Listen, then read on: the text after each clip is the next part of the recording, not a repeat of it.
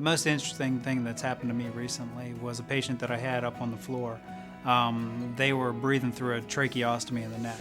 That's basically a tube that's entered into the trachea that helps them breathe. That popped out. Whenever it came out, there wasn't anybody there to put it back in. I just happened to be walking past the room and heard a commotion in the room.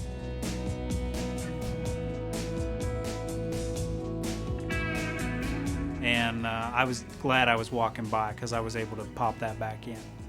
And the guy actually thanked me afterwards, so it was pretty rewarding. When I was in high school, I took masonry as a trade. That's what I thought I wanted to do. I wanted to be in construction.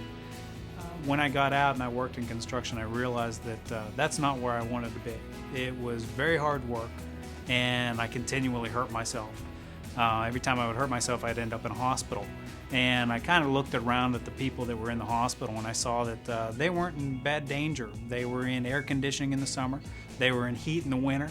It seemed like a happy place to work. There was a lot of action going on, and I figured that going into the healthcare field was a good choice for me. Well, I looked at other fields. I looked at radiology. I looked at nursing, and I just decided that I couldn't deal with the patients like the nurses could. I couldn't find myself taking pictures all day in radiology. I felt that respiratory was a field that I could circulate throughout the hospital. Once I learned about it, it was a good choice for me. I don't like to be tied down in one location. I like to be mixing and mingling, going to certain areas, and respiratory gave me a real large versatility in the hospital setting. We're in high demand as a profession, and that demand keeps growing. So with that becomes flexible scheduling. You get to you get time off. Some of us work 12-hour shifts. Some of us work 8-hour shifts. Some people only work 3 days a week.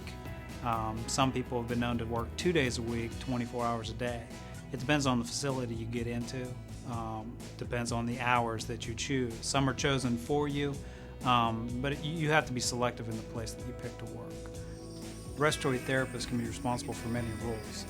We'll start out doing breathing treatments, which is the basic giving medication to patients who have asthma or bronchitis or emphysema. We'll also go to all the emergencies in the hospital. We'll go to all of the codes. If somebody's in a code situation, respiratory therapist is always responsible for going to those. We go to the newborns in a newborn nursery. We'll go to all the traumas that come into the emergency room. A respiratory therapist is always needed in that situation. We're always on the go. We don't like to stay still. One thing that we do is crisis management very well. We're leaders in that area. If there's a problem, we're going to try to take care of it as fast as we possibly can, correctly, so that we can move on to the next problem. One of our most exciting things as a respiratory therapist, or for myself, is going to the traumas in the ER. I kind of enjoy the blood and guts of the whole scene. The testosterone level is up, and everybody's running around, and everything's anxious, and everything's immediate.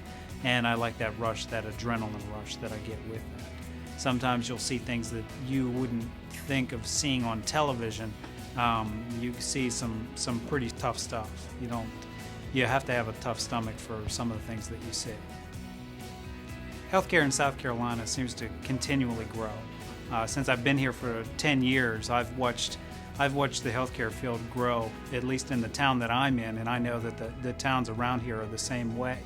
On a national average, healthcare is just going through the roof. There are so many openings, there's so many abilities. There are so many people that are retiring that allow you to grow within the healthcare field. I would accept any phone call that came into the hospital, and I have before, from high school students asking me about the field. They'll just call right into the hospital, ask to talk to the respiratory therapy department, and you're going to land a respiratory therapist, and you can plug questions away to them. They can answer what their career was, how they went through it, what schools they went to, how they got to where they are. It would be a very good thing. I wish I would have done that at an earlier age.